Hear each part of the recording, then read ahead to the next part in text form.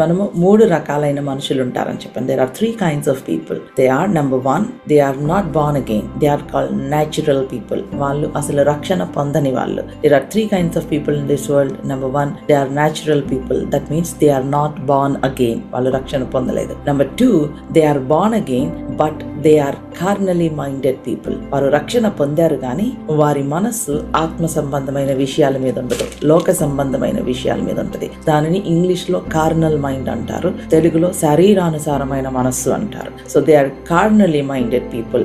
There mind is on the things of man, not on the things of God. Number 3, మూడవది ఎవరంటే they are born again but they are spiritually minded people. రక్షణ పొందారు కానీ వారు ఆత్మ సంబంధమైన మనుషులు. వీరు గొప్ప కార్యాలని చేశారు. వీరు అసలు దే డిడ్ ఎక్స్ప్లాయిట్స్, పాత నిబంధనలో అయినా నూతన నిబంధనలో. సో 3 రకాలైన మనుషులు ఉంటారు. ఫస్ట్ ఏంటంటే natural people, that means they are not born again, వాళ్ళు రక్షణ పొందలేదు. రెండవది they are born again but their mind is on the things of man, not on the things of God. Number 3, they are spiritually minded people.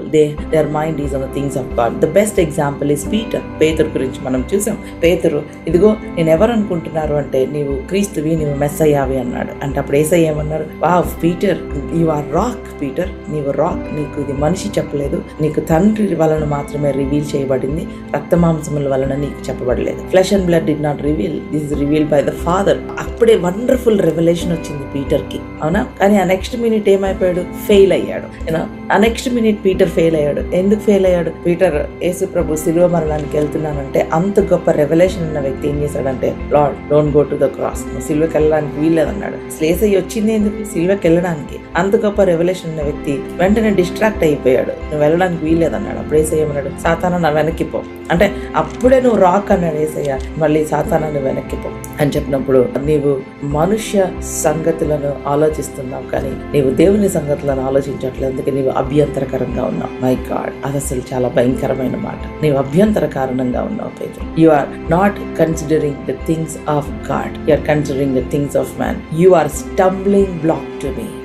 ఆ మాట is a terrible word. చూడండి, దేవుని సేవ చేయకపోయినా పర్లేదు కానీ అభ్యంతరంగా అయితే ఉండకూడదు, అవునా?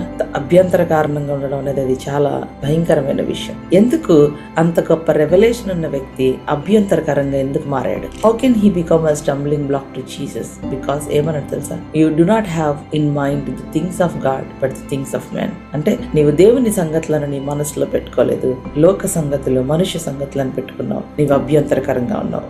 My dear brothers and sisters, నీవు దేవుని సంగతులను మనసులో పెట్టుకోకుండా, దేవుని మీద నీ మనస్సు ఉంచకుండా నీవు లోక సంగతులను పెట్టుకుంటే నీవు దేవుని చిత్తానికి అభ్యంతరకరంగా ఉంటావు. నీ జీవితంలో నీవు ఆశీర్వదింపబడవు. You will not be blessed in your life. నీ జీవితంలో దేవుడు చేయాలనుకున్న కార్యాలన్నిటికీ అభ్యంతరకరంగా ఉంటావు. సైతాన్ అవసరంలా మనకి. You don't need devil to stop you. నీ మైండే నీకు అభ్యంతరకరంగా ఉంటుంది, నీ మైండే నిన్ను ఆపేస్తుంది, నీ మైండే నీవు ఆశీర్వదింపబడకుండా ఆపేస్తుంది. సో దేవుని చిత్తాన్ని అడ్డుకునే వ్యక్తిగా ఉన్నావా?